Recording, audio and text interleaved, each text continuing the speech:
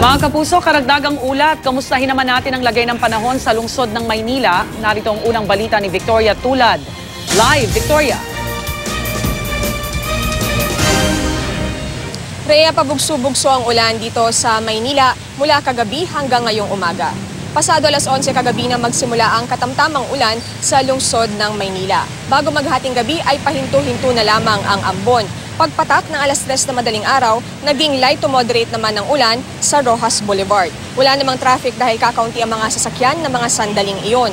Alas 5 na madaling araw, kahit umaambon na lang, gutter deep pa rin ang baha sa Lawton Avenue, kaya ingat ang mga motorista sa pagmamaneho. Marami sa kanila sa inner lane ng kalsada dumaan para maiwasan ang mataas na tubig malapit sa bangketa. Kanya-kanyang dala naman ng payong ang mga papasok ng trabaho at eskwela. Ang iba, nag-raincoat na lang.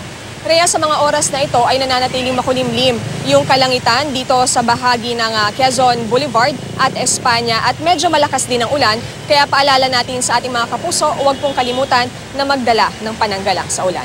Rhea? Maraming salamat, Victoria Tulad.